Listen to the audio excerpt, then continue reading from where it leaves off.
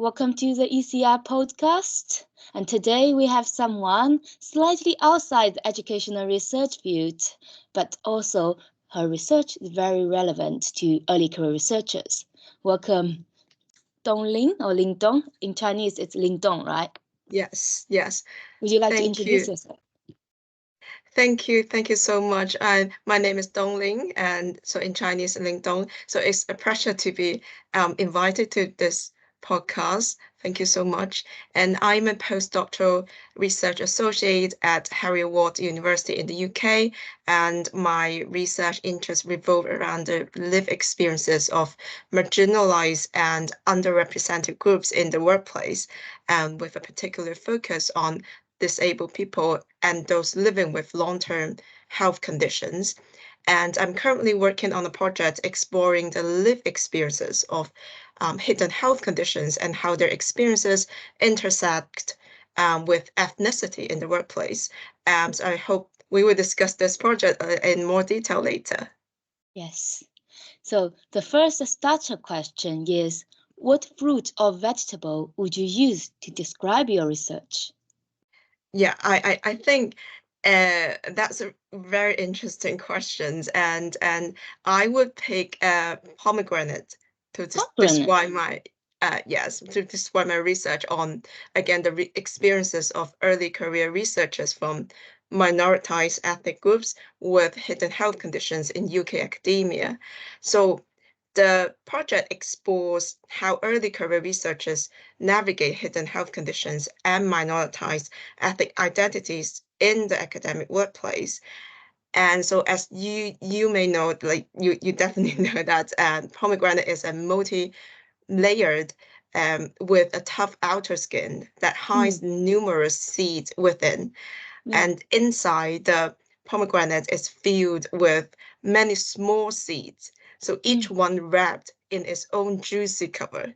So these seeds can represent each researcher's individual story, and just like the seeds are hidden inside the pomegranate. So the challenges and experiences of the researchers are not immediately visible to everyone. And and then I think the pomegranate isn't just one seed, but many, and all packed closely together. And this is a lot like how these researchers, although they might feel alone or due to their unique challenges, but they are actually part of a large community in academia, and each researcher's experience is distinct, but they all share the common space of their academic environment. So I think this perfectly symbolize their shared experiences despite their different backgrounds. So that's why I pick pomegranate. That's really good. That's a way when you talk about this, I could see how they are connected, but still they have this independence. Yeah. And so I know your research from the SERA ECR network that your colleague shared with us about this research is going on. And I happen to notice that you are also early career researcher. You just finished your doctorate study last year, right? Yes. Yeah. So I completed my PhD at the University of Dundee in June 2023. And my PhD research focused on exploring also the experiences of disability and attitude towards employment among neurodivergent young people, their parents and job cultures in China. And are we going to talk about my academic journey? Of course. Wanted to talk about it, yeah. So prior to my PhD, I earned my bachelor's and master's degree in psychology. And then quite randomly, after graduating from my master's, I had the opportunity to work on a project focused on autistic young people's transition from school to work in China. So which shifted my focus from psychology to more closely align with the sociology, particularly social work. And then 2 years later, and I was encouraged by my boss at the time to apply for a PhD. And then there's working in enterprise, like social enterprise to support autistic children. Yes, like organization. Organization, yeah. Yeah, so it's a disabled people's organization. And there's an interesting story behind like the process of applying for my PhD.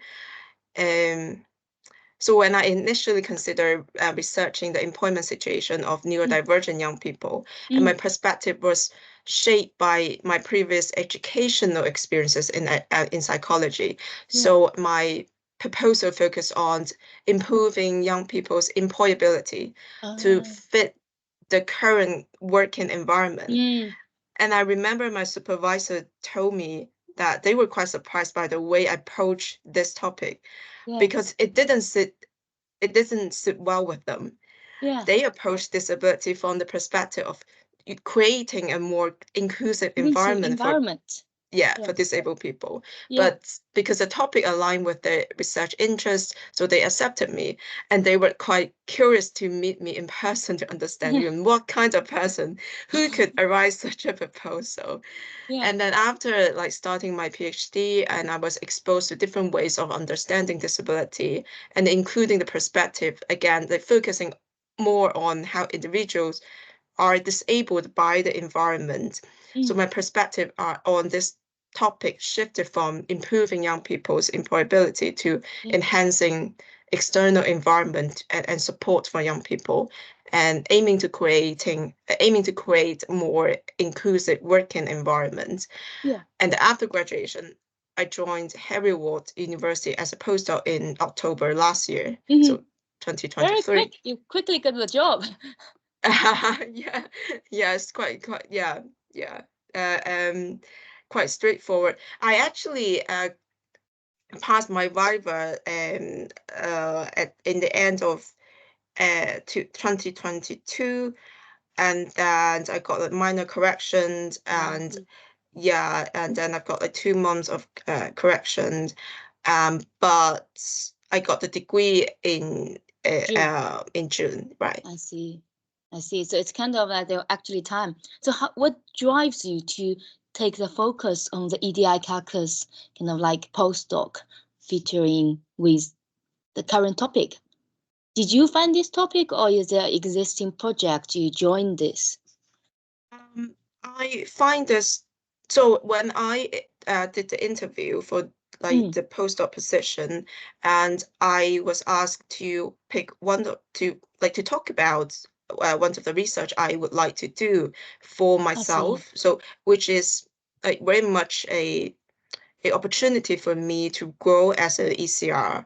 So but after joining like this team, like Etica team, or cruise in Heriot-Watt, and I got the opportunity to work on another like small like UKRI project. So I was part of a UKR funded project that examining the experiences of PhD students and concerning EDI in the UK, and this project very much match my interest. So I've got to do like focus groups and interview with various stakeholders, including disability officers, doctoral program directors, and also PhD students with protected characteristics such as disability, neurodivergence, like childcare and caring responsibilities. So the aim of this project was to access the impact of current arrangements on PhD students and to suggest in improvements. So even though it was a small project, so I really value value learning how to manage a project and how to communicate effectively with funders and how to write detailed reports. And I also got to lead several focus groups. So a task I had never undertaken before and was initially nervous about. But this experience has greatly increased my confidence in using this like research method in the future. And then what I've also realized is that it's not just about the actual knowledge we have or the task we are performing. It's also about the research skills we have developed and how valuable they are. I don't know if I'm going on a tangent. Yeah, don't worry. No? Just talk about this. I think especially for the audience of this podcast, they are all mainly would be early career researchers to be quite curious, like, even after your PhD or even during your PhD, when you get involved with other projects, you're providing the insights that they could get to know, like how they develop their skill set and what kind of opportunities would come along. So just talk about this. Don't worry. Okay. So, okay, one other thing, thank you. One other thing is, I think what I've learned most so far is that everything comes as a package. Yeah. And there will be something we like and other things we dislike. And I think it's really important, whatever kind of research or task we are doing, and to have a commitment to its aim. If we have a commitment, and the other aspects can become much easier to manage. I think this is mentioned by my line manager as well. Yeah. And last but not least, I always tell people around me how fortunate I feel to work in such an inclusive environment in my first academic appointment. And I genuinely believe that although my colleagues and I are working on different projects, they're always supportive of what I'm doing and willing to help me in any way they can. Yeah.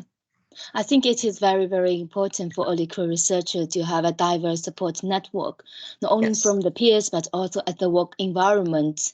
It's good to have inclusive environment. And like you said, in your own journey, you noticed that from the very beginning, you thought, oh, it's about improving the neurodivergent people's diversity in the kind of employability, but into realize actually it's the environment needs to be better for them to grow. I think that's a really kind of like the takeaway message I can see from what you've been talking about, the whole story. And that at this moment, you're also creating a more inclusive environment in your kind of project. Would you like to share a little bit more about the project, like maybe for the audience who is listening and quite a bit hesitant, like, would I fit into the category or not? Would you like to say a little bit about who you think as a potential participant? Yeah. Okay. Thank you for asking this question. I think because we focus on a very specific group of academics, so I want to unpack this by explaining like why they are the focus of this project. Yes. So first of all, we look at academics with hidden health conditions. And that hidden health conditions are those that are not immediately obvious but can have impacts on daily life. And then this condition may include, but not limited to, like long-term physical and mental health conditions, neurodivergence, and sensory and communication conditions such as hearing, vision, and speech conditions. So in terms of like long-term physical health conditions, they can include like chronic fatigue syndrome, pneumonia, eczema, or like stomach or digestion problems, and heart or blood circulation problems, and also diabetes, skin conditions, and endometriosis, and as well as conditions related to the back, the neck, legs, feet, arms, and arms, etc. And mental health conditions may encompass like this depression, anxiety, and also eating disorders, etc. And the neurodivergent covers conditions such as autism, dyslexia, dyscalculia, dyspraxia, and also ADHD. And then sensory and communication condition, as I said, include difficulties in seeing, hearing, and speaking. So according to the current literature and also my own observation, and hidden health conditions are not uncommon in academic institutions, but they often go undisclosed, which means that academics feel unsafe disclosing their conditions in the academic work environment. So they may need to balance the potential risks of disclosure with their needs for support. And people struggle with acknowledging hidden health conditions or face dilemmas about like disclosing their conditions to colleagues and like senior leaders or within professional environments. And this hesitations often stems from concerns about job insecurity, lack of understanding, and stigma that portrays health, like having health condition as a sign of maybe weakness, leading to fears of being perceived as unreliable, incapable, and underachieving.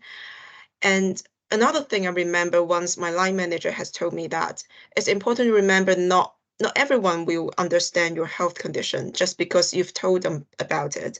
And you can't assume they know the best way to support you just because you've shared your diagnosis or conditions. And this barrier often comes from, line managers, research leaders, such as heads of laboratories or PhD supervisors, who may not well informed. So if not disclosure is not uncommon, then the difficulties and barriers encountered by academics with hidden health conditions are not adequately acknowledged. And then one of the biggest barriers we found is the internalized stigma about health conditions. So people might think, oh, I don't see any other academics with health conditions. So you can't be a very successful academic if you are dealing with like those conditions. So this is particularly for ECRs who are in desperate need of securing a promotion or moving from postdoc to a lectureship, for example. And then what we mean by ECR is like our definition of ECRs are those who are within 8 years of their PhD or 6 years of their first academic appointment. And so for students, the support system in uni, I wouldn't say it's perfect, but measures are in place to help those with health conditions. However, if like once someone transitions from being a PhD student to a staff member, such as postdoc, and they often find all the support they had disappears, and what follows is a feeling of probably being replaceable and fearing negative repercussions. So consequently, they tend not to disclose and openly talk about their health conditions in the academic workplace. And the recent literature has increasingly focused on the representations and lived experiences of academics with health conditions, but much of the research has treated them as a uniform group, so neglecting the heterogeneous experiences that arise from intersections with other social characteristics, particularly minoritized ethnic identities. So research on intersections of ethnicity and health conditions has highlighted that the complex challenges and also advantage faced by the people of color with health conditions in professional and social settings, but the experiences of academics navigating both hidden health conditions and ethnic minority in academic institutions are really under research. So the focus on the intersection of hidden health conditions and ethnicity aims to address the gap in the current literature, which often again neglects the impact of intersecting structural inequalities can lead to numerous advantages and disadvantages for academics with intersecting characteristics of hidden health conditions and minoritized ethnic identities. So the project aims to improve our understanding of how ethnicity and hidden health conditions intersect and interact in academia to inform lived experiences. And it also aims to provide insights into the systemic barriers, but also facilitators within, the academic workplace and inform policies and practices that support the personal and academic development of ECRs and enhancing their experiences of navigating academia. Yeah. Thank you so much for the detailed explanation of this, and I hope more ECR, when they are listening to this, they would understand more what it means and why it is important, like you have been explaining to it. And the other thing I was quite curious is, myself as an early career researcher network convener, and I used to be the PGR cohort chair.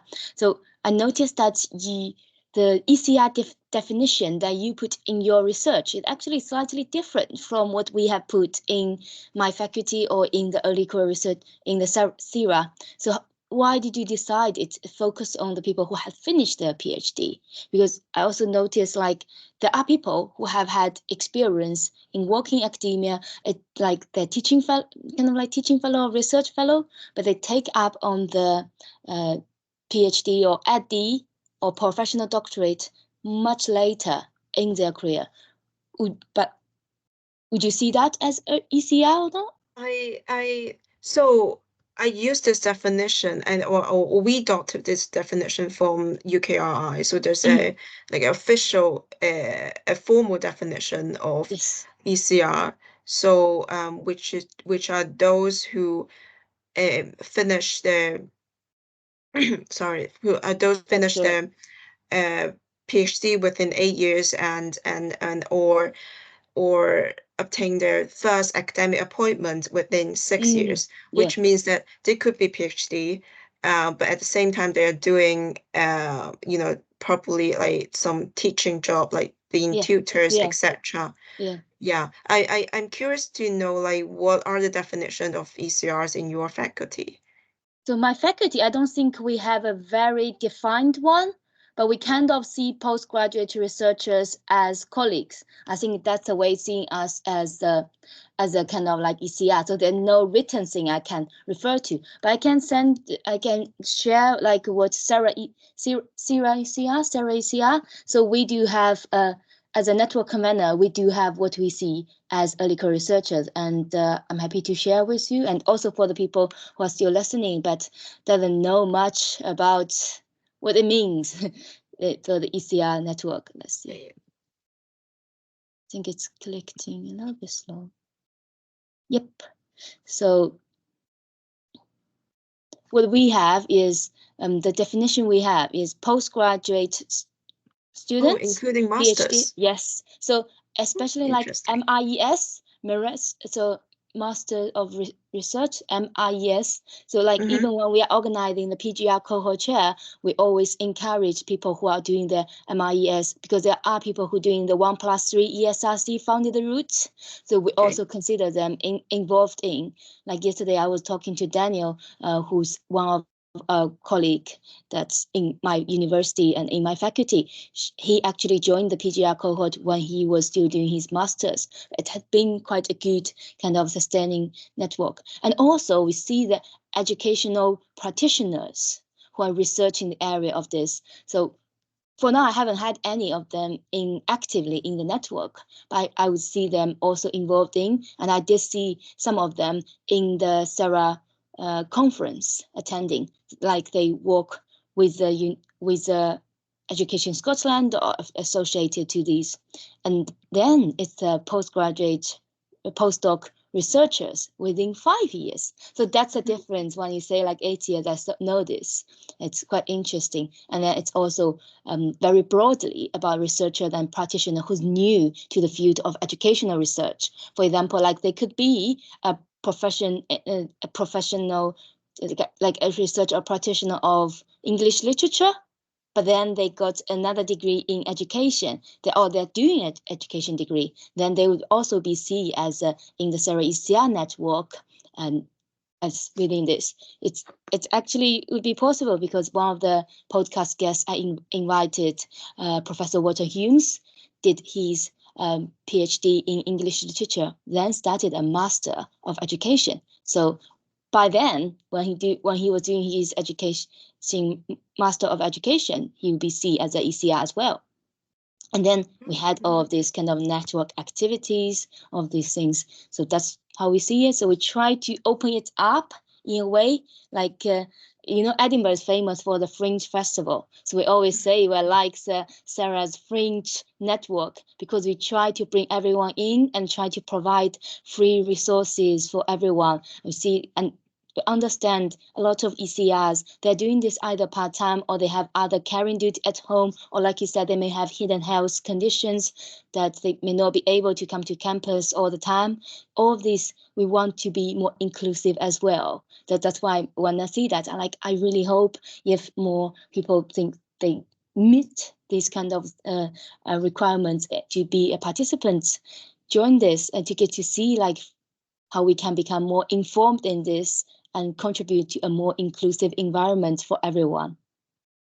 Yeah, but I agree, but I want to explain like why I think the definition we use also include those who are practitioners because they've got like academic appointment, but we put like within 6 years. Again, it's following the official definition of UKRI, but at the same time, I can see like why the definition of ECR from the UKRI does not include master students, because I think I mentioned it in when I like unpacking the project we are doing. Like students, they've got a different support system than staff in university, and they've got all this support, so it's quite hard to put them together to discuss.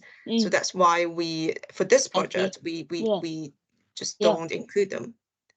I understand. I think it's kind of from different perspectives, because why we do kind of like research into focus on particular groups, but when we're doing kind of networking events and you try to include more people in, try to bring in everyone who's interested in, I would say if some undergraduate work to me like I want to do more educational research, I want to know how to start it, I like come in. If some new kind of probation teacher saying like I like come in, but they probably don't fit into the particular research project that you want to see how the kind of transition from a student to a staff. Yes. Right. Yeah, exactly. Yeah. So I know you've been talking about the thesis and the project you've been involved in, and you read a detailed report with this and all of this. So you must have quite a lot of experience in writing and editing. So I'm going to ask you, since you're here, we have the ECR. I also brand it as edit your writing, conversations with scholars, and reading club. So the writing and editing question. What do you think is your good habit to keep yourself going in writing and editing? Well, I would recommend incorporating daily academic writing into your schedule, especially if English is not your first language. Although I haven't been doing this very well. For example, like block out 2 hours every day or every other day dedicated to like academic writing, and whether it's for a research paper, blogs, or reports. We all write like emails every day, but when it comes to academic writing, it's quite different, right? So I feel that the longer we go without writing academically, the rustier we become. So practice. This might not be the best answers, but I'm curious to hear yours. What do you think is a good habit to keep yourself going? Thanks for asking me. Finally, someone asked me. So what it's like for me is I haven't published anything in English journal, kind of like peer-reviewed journal yet, because I'm procrastinating. But my good habit to at least get my PhD thesis done is that I push myself, like you said, I just sit there and do something. And there is something quite helpful as an infrastructure. Again, we're talking about the environment. In my faculty, they started with a writing retreat with the staff and the PGR. But then, like you said, sometimes students and the staff, they kind of like PGR kind of in between. So in the end, they separated it, but the PGR already learned the idea of how to do the writing retreat. So the two PGR in my faculty, they started the PGR writing retreat every third Thursday. And great. That's where I always kind of, if there's time I feel like I'm not good, I cannot continue writing, that's the time I'm going there, and I have peer to talk about this and write on this. And I happen to know the person who's organizing this writing retreat also have another writing retreat with other EdD students, because a lot of EdD could only do their writing at weekend. and they want to keep it going with friends and talk about things. And I find that quite helpful for me. With kind of like writing retreat, to have something it will happen, and you go there and just write. And during the breaks, you talk to each other. So this is kind of like, I would say it's a good habit for me to keep it going. And they're genuinely interested in your research, because they've been to a lot of my writing retreats, kind of like friend. They went to my seminar as well. I went to the lunchtime seminar when people share their research of this. So they kind of like keep it going, and they'll ask interesting questions like, oh, right, I need to write more about it. So I find it quite helpful. And another thing for me is I'm active in talking about it. And I record my supervision when I was talking about, my supervisor was talking about it. I go back to it when I feel like I couldn't write a bit more, I couldn't edit a bit more, because I feel like this is the motivation. I see, that's clear, that's put it down. So that's something really helpful. So first for me is writing retreat. So second, it's a recorded supervision notes that I could go back to and keep myself like, oh, actually this would be helpful when I edit this, when I put this in. Right, that's interesting. We also have writing retreats in our like school or department. Yeah. And I just thought, probably it's unfiltered thoughts, but I remember like last meeting, like it's on Monday, and last Monday, and somebody, so in our like group's catch-up meeting, and somebody suggested to our line managers that why are we not having a writing retreats, because we haven't having writing retreats for a while. And somebody suggested, and my line manager took the suggestions, and I think we are going to have it. What I mean is that we could make the suggestions if you really need it. And I think another thing for me, like quite personal, so I have a personal motto that always like keeps me driven. So which is execution is more important than talent. So sometimes when I'm doubting myself, or I'm feeling inadequate, or I'm facing tasks that seem beyond my capabilities, and this motto always reminds me that taking actions and making changes, no matter how late it seems, can lead to real progress. So I always remind myself to, if I'm facing like tasks that seem beyond my capabilities, I always like remind myself to break them down into like smaller, manageable goals. So when it comes to writing, so I would just schedule them like into like small section. And then this approach makes the work seem less daunting and provides a sense of accomplishment as I complete each step.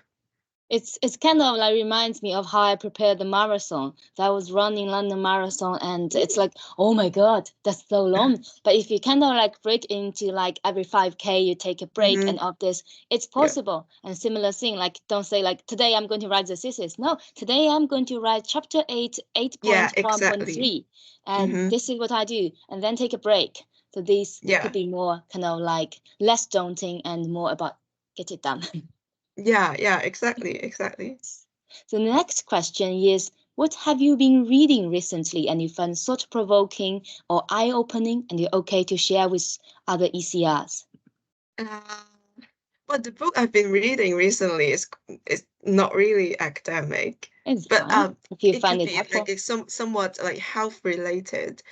So it's called Glucose Revolution by Jessie Inchauspé. I hope I'm pronouncing her name correctly. I think it's you can send it later so that we could put in the description. It's easy. She's a biochemist, and is also known as Glucose Goddess, which is her like Instagram handle. And so the book is about how to balance your blood sugar, and has been on the market for some times, and has become like quite popular. And I stumbled upon some videos of her on podcast talking about like 10 hacks for balancing blood sugars and boosting energy, which is very much in need for me. So it was quite fascinating. So so it was something of a revelation for me as someone who has like struggled with like cravings and insomnia for many years. And then I Googled it and I saw like recommendation after recommendation. So I thought, so I give it a shot and got a Kindle version of the book. But I'm not a professional in any way. So I'm aware that there's some criticism of these hacks, but I wanted to experiment with them to see if they work for me, because I've also seen like many people find these hacks life-changing. So I would say, so the first couple of the session cover like what Google is, the problems it causes, and explain like why the hacks work. And the last session then gives like 10 simple hacks to even out glucose levels. And I skipped straight to those hacks without reading the first sections because I just wanted to implement some of the hacks in my daily routine to see if it, it boosts my energy, if it's calm down my cravings. And because it definitely impacts my my productivity during the day. And all of them are quite straightforward and easy to implement without giving up my favorite foods, which is like chocolate. And I follow some of the hacks. So for example, I've changed my breakfast from sweet to savory on weekdays. Because the book says when we consume foods high in sugar, well, this is what I understand. So our body experience rapid increase in blood sugar levels. And this rapid increase in blood sugar levels are referred to as glucose spikes. And these spikes trigger a rapid release of insulin, which helps you lower blood sugar levels. But at the same time, this rapid influx of insulin can also cause our blood sugar levels to drop too quickly. So when our blood sugar levels fall quickly, our bodies crave more sugar to counterbalance the drop, and leading us into a circle of like sugar highs and lows. And then this like cycle not only triggers craving but also affects our energy levels and mood, and making us feel fatigue or maybe irritable. And so understanding this mechanism, like what we need to do is to avoid what I need to do is avoid high sugar intake in the first meal of the day to maintain like stable blood sugar levels and reduce like craving. And also I do find myself like feeling fuller for a longer period of time after eating a savory breakfast than when eating a like sweet breakfast. So which tends to make me like sweet breakfast make me feel hungry and crave more sweet foods easily. But on weekends, I still enjoy like sweet breakfast, especially if I'm not working. I sometimes work on weekends. I generally try to avoid it and allow myself, a sweet breakfast without worrying about its impact on my blood sugar. But if I indulge sweet breakfast, I would implement like another hack, like drinking a glass of water mixed with 1 or 2 tablespoons of vinegar beforehand. So it is suggested that vinegar can reduce post-meal blood sugar spikes by 20%. That's interesting. But if I need to really productive, I definitely opt for a savory breakfast instead. Maybe I'm talking too much about it. I can do it when it comes to like, I can clearly tell this book has kind of helped you to do some actions which makes you for kind of like that's really good. And for me it's quite interesting. I don't know about your life experience here. For me, most of food are too sweet for me. Yeah, too sweet. Most of the sweet food for me here, it's like it's way too sweet. And after having it, of course, when tasting like it's good, but then they don't feel very good. And when I make food for myself, it's kind of always reduce the sugar when I bake or when I cook. Always reduce the sugar, and I think compared to most of people I know, I do have a lot of energy, maybe. So we'll see how it's maybe like. that's the reason. So and now I go to the last question of this. Is the previous interviewee's question. So it's usually you choose one question and you leave one question, but it's optional if you want to leave one or not. So here is Annabek's question.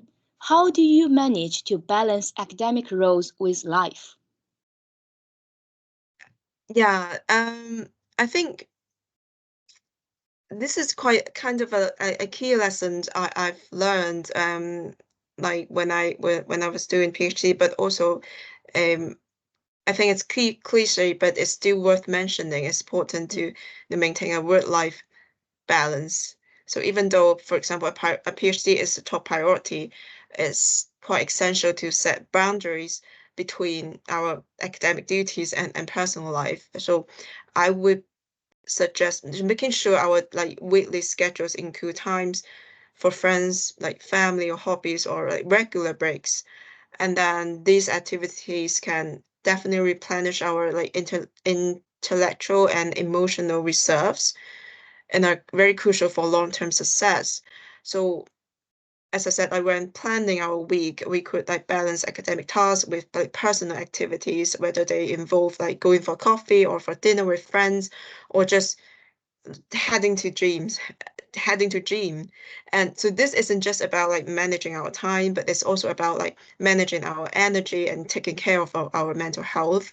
So self-care is, I think self-care is a necessity, especially if we are like under stress, or if we need to include activities in our like the schedule that help reduce like stress.